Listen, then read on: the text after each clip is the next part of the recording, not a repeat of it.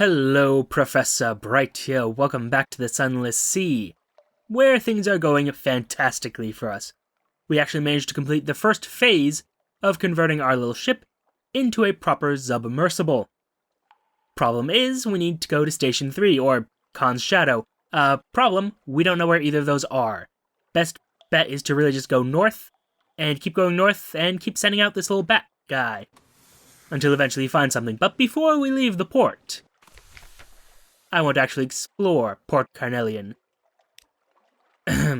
London's first Untersee colony sweats under a blanket of southern heat. To the right of the dock, the sapphire mines yawn. To the left, the governor's house stands, prim as an Elderwick mansion. Behind lies the fungal jungle, ghostly in white and violet. Oh, we can go to many places to get our port report, but before we do that, let's pan for sapphires in the fungal jungle. Somewhere in its heart runs a river of shining stones, and I rather like shining stones, especially free ones that we didn't get a hand on. Oh well, a native ambush. Perhaps ambush is a strong word, but there's a tiger sitting on a broad mushroom cap, asking unflattering questions about your nutritional value. You retreat. For obvious reasons.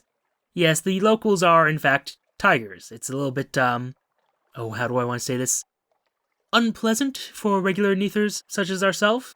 Even more unpleasant for someone in my current condition. I have a bit of a cold, you see.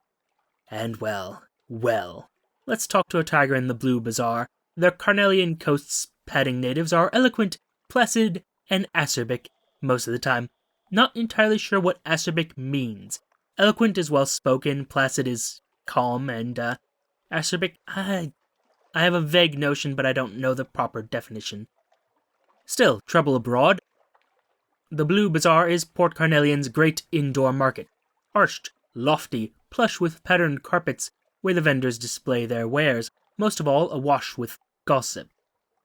The tiger is well informed. A black-hulled Khanate trireme prowled the coast last night, rifle shot from shore.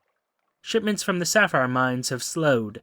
The governor's aide was left-handed on Tuesday and right-handed on Wednesday, i.e. ambidextrous or dead. Great. Things are going wonderfully in this place. Let's leave. So, plan is to just go north, hoping that we find Station 3. Failing that, we'll go to Vanderbite and drop off our little passengers there. We do have quite a few things to do. Also, these two vortexes. What, yeah. Alright.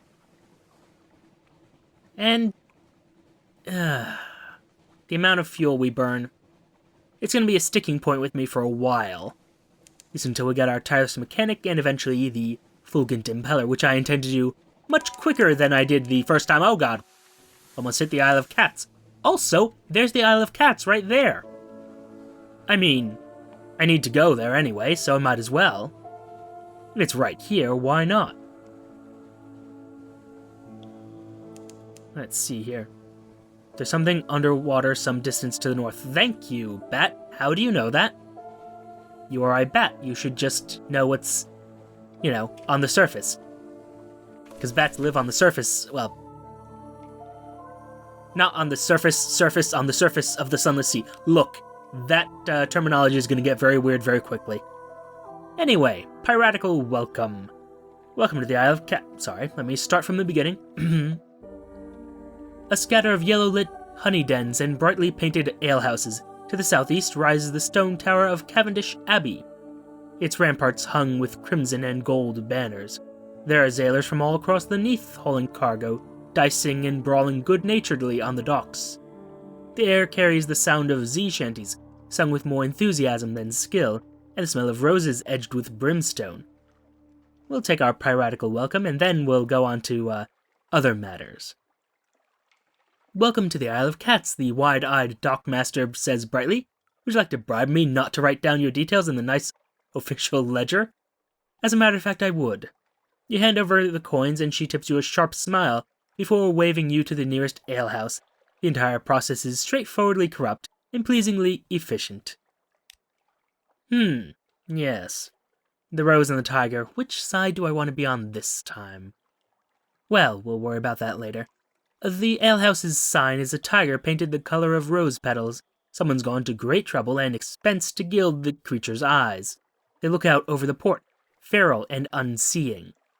A caged hive of lamplighter bees hangs from the ceiling like a chandelier. A few sailors give you a hard-mouthed, assessing looks, but most ignore your presence entirely. So, hold on, this is a caged hive of lamplighter bees? No, I think this is just actually a chandelier, but maybe not. Oh, doesn't matter at the moment. Anyway. Oh, I am into clandestine doings, a whispered conversation, the clink of coins and exchange of goods. For the merest taste, you turn your head as though you are admiring one of the mouldering draperies hung from the wall. A vial flashes in the buyer's trembling hands. He uncorks it, pours a few drops of thick, red liquid down his throat. The vial drops to the floor. When you look back up, he is gone. You blink and look around. Nobody else seems in the least perturbed that a man disappeared from their midst. You pick up the fallen vial and examine the traces left inside, sticky honey gleaming with redness entirely unlike blood. Yes, well, could, go through the rest, and in fact we might as well. We have some new blood here, after all. Significant tokens. The caddies all wear a pair of amber stones threaded around their necks or pinned to their collars. Cat's eyes, one of them says, for the Pirate King. As far as you can gather, the Pirate King's name is Leopold. He controls all the trade on the island. Half the caddies believe that he can take the form of a crimson tiger and creep into their dreams. The other half suspect, more prosaically, that he simply eats those who displease him. Fair enough. And these religious observances, is that a crimson-veiled nun? Or what sort of nun would be in a place like this? A very particular one, but we'll go into that later. A mellifluous sister, of course, she responds, performing a complicated negotiation between veil, thick glove, and glass of mushroom wine. You ask what one of those is, and she snorts. I'm glaring at you underneath this bloomin' veil. You act appropriately cowed, and the mellifluous sister thaws a little. We are beekeepers and honey harvesters. The caddies owe their prosperity to us, and the Pirate King, too. She slurps the last of the mushroom wine behind her veil, and the barkeep glides over to refill her glass, eyes respectfully downcast. But we must leave. Oh yes, the mellifluous sisters are very fun people, full of interesting things.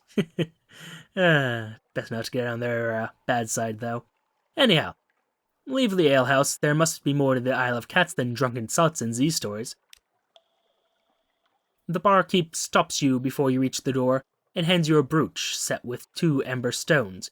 He waits impassively until you pin it to your clothes. Everybody wears the cat's eyes here, he tells you, moving aside to let you pass. Just a friendly reminder that the Pirate King is watching. Seems that no place, then, is truly lawless. We're almost entirely beneath the Pirate King's notice. Oh, we'll change that in due time. Let's get our port real quick. Thank you. And excuse me, what's this business? Unlocked with no more than 0 beginner's luck. Huh. A gift of glass. An emaciated man in lion-colored robes clutches your sleeve. Please, he says. I'm damned, I can't touch the truth. Take this. He points to an unpromising-looking crate sitting beside a bollard. Okay. Oh. Life and light. The sun orders time, do you see? Down here we can only touch time with our fingers. The devils know that. In Irem, his eyes well with tears. Abruptly he turns and plunges into the crowd. You're left with the crate. A mirror catch box for harvesting sunlight from the surface. Yes, but that's a matter for the future. We have ambitions here. The salt-scarred navigator said he tasted the memories of a failed expedition against an immortal city. Where's the one who gave it to him? Issery, Cat's chiefest claw. The reports are all the same. Issery manages the honeyed tongue, a den of exceedingly select and debased pleasures. You'll have to win their favor if you're to taste the honey. Okay, so I have to side with Issery. Well, that makes things much simpler. The honeyed tongue, it is both brothel and honey den, run by someone the caddies refer to as the King's Claw. A meeting? Well, unfortunately I'm, Still beneath the king's notice. Need more fragments to comfort a Z captain. Well, let's take a look at the place. Entering the brothel is like sliding into the dreams of a surface orientalist. Jewel-embroidered cushions, bright silk drapes, gilded statues of elephants, sun bears, and clouded leopards. Silver censers release curling plumes of rose-scented smoke into the air. The courtesans are red-lipped and coal-smudged. When you catch their eyes, they smile back at you with professional interest. Your actions will attract the Pirate King's notice. Need 5 to gain an offer from a patron. One of the nearby courtesans' eyebrows lifts infinitesimally, but his reply is practiced. When lamplighter bees suck the nectar of the crimson strain of exile's rose, they are driven to madness. They enter the brains of humans and harvest their memories. He shudders as though imagining the process himself. Those memories are instilled in red honey. Each sip is a burst of memory on the tongue. Deliciously awful, isn't it? He flutters his dyed feather fan. Unfortunately, I can't actually, help any of these people. So, question, Cavendish Abbey, anything I can give you guys? No? You want fuel? That's a bad choice. Well, the mellifluous sisters make their home in the richly appointed stone tower of Cavendish Abbey. Their thick gloves and crimson mesh helmets are worn less for modesty and more for practicality. They tend the hives of the lamplighter bees all across the isle, and make a religious observance of harvesting red honey for the Pirate King. This is a bad call. We will leave for now. I'll return hopefully with more resources, and eventually we will get our taste of red honey and step a bit closer towards becoming immortal. For now, though, I think we focus on being submersible. After all, that's sort of what I'm here for. Oh. Visage. Oh. Oh, that's interesting. I can actually... Oh. So... That is very interesting. See, before, when you sent the bat out, it didn't actually let you, mark locations. You just had to go in the general direction it indicated to find a place. Interesting. Oh, this is the Port of Visage, where faces may not be naked, except one, a stone monument the size of a village church, serenely gazing upwards, flourishing of years. Unfortunately, I still need to be submersible. Unfortunate that. Create our port report. We can at least interview those who are leaving. And that'll have to do. A departing merchant gives you a confused account of crocodiles and honeycakes and something about ear blockage. To this you add your own impressions about the street layout close to port and the types of commerce here. When the lights are especially bright, it's possible to make out the details of the profile of that great stone face. Oh well, nothing gained there. The lights, please. Enough of the that. Seriously, it would be great if they would just keep the lights out when I tell them to keep the lights out. It'd be just lovely. We can take a look at the Reef of Roses. It's a beautiful sight, don't get me wrong. It's just, useless to me. See, look at it. It's gorgeous. And worthless. So we're moving along. Moving along. Something underwater some distance to the north. Again, how do you know these things? I wish to know. And what I really want to know is where, oh where, is Station 3? I have a powerful desire to be able to become submersible soon. Failing that, we could always, I suppose... Ooh, hello. Nope, these are the salt lions. Well, I mean, we can still look at them. Yes, I'm aware of the salt lions, thank you. Let's take a look. And actually, do I have space? I do have a lot of space. I might actually take some cargo aboard, if that is even possible anymore. Salt lions, there's a vast sorrow in their empty eyes. Two basalt beasts, cathedral-sized, they frown eternally at each other from across the black waves. The north one carries an encampment. Creeping human figures eat away at its features like rot. Picking. There's a supply dock below. We'll carry some Sphinx stone to London. I have 20 units of spare cargo space, so why not? The Unmakers are here to reduce the salt lions to rubble, one block at a time. Help them in their work by carrying the rubble back to London. If the stones weep, an Unmaker advises you, ignore them. Unless they oh dear. Unless they flood your hold, of course. Then you should probably drop them overboard. Don't tell anyone I said that. Yeah, don't worry about that. Okay. Compile our report. Time, basalt, dissolution.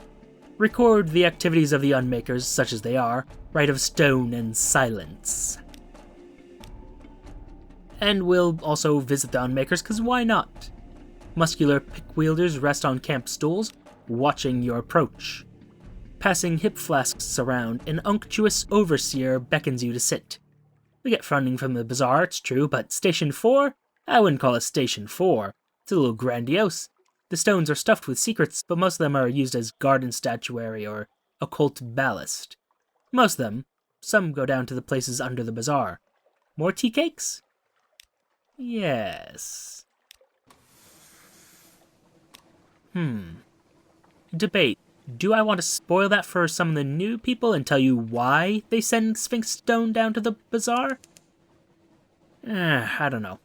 Don't know if we want to discuss things that are eventually going to be revealed or not.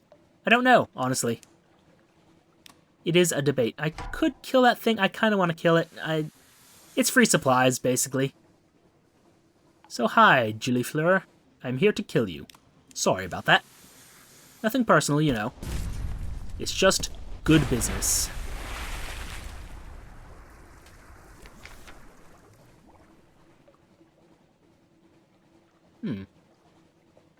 Oh, well, no, we're gonna scoop it up and eat it. Perhaps you can eat it, or better yet, perhaps your sailors can. A barrel of former jellyfish. It'll wait in the hold like a cup of dissolved moon. One day you will eat it, or perhaps it will eat you. Also, there was a hint there that the face is somehow related to Visage, although I'm very curious how that could possibly be. Suppose it doesn't matter in the grand scheme of things. Anyway, we are not finding Station 3. Usually, at least last generation, last captain will say, it was over in this area. And I'm hoping it'll stay there. Of course, last generation, Visage and the Isle of Cats, they were on this side, so that might be unlikely. Hi. Hello. You look like food. And you'll be food if you just... Thank you. Gather up the corpses. They're succulent with stolen blood into the pot.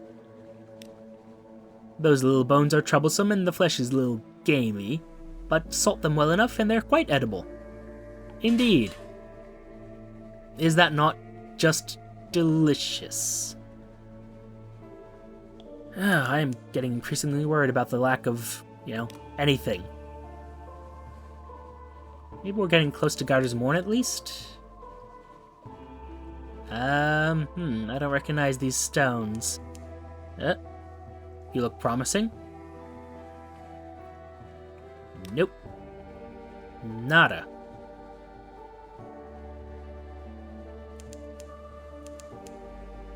Huh. I don't recognize these stones at all. Maybe there's something underneath...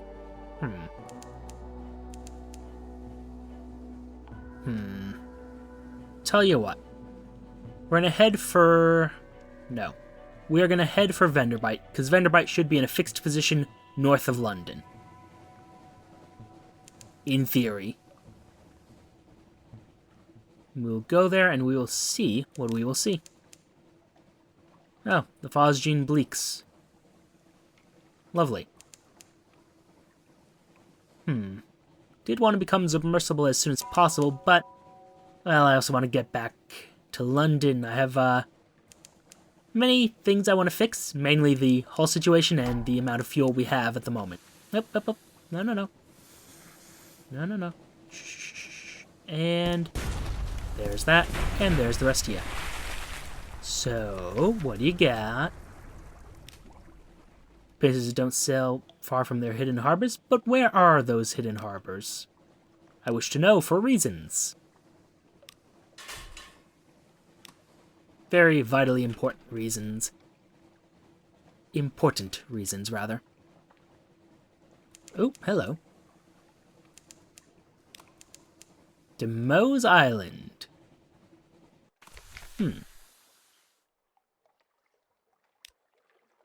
Let's see here. Demo Island, a fervid forest of fungus. Iron and Misery Company Funging Station. I&M has a funger operation here, felling giant bolgus shrooms for building materials, harvesting curly for its medicinal properties. It's a desperate little outpost of something like civilization. And up puffs the affable Factor. Oh, hello, Captain. Thank God for visitors, we'd go quite mad out here otherwise. Quite mad. How can we be of assistance? Yeah, I can think of a few ways. Compile our report first, of course. And let's have tea. The poor fellow needs the company, and he can spare an hour away from his schedule. In interlude, you sit on the veranda of the Factor's house, looking out over the fungal jungle, an expanse of green and sour gold. The air is thick with hovering spores. The scones are stale. Even the tea has a hint of mildew. But the Factor is good company. He shares odd stories about the ice and roses of Irem, the monstrosities in the Sea of Lilies, and a little restaurant in Venderbite where he enjoyed the most extraordinary seafood. Venderbite, I know.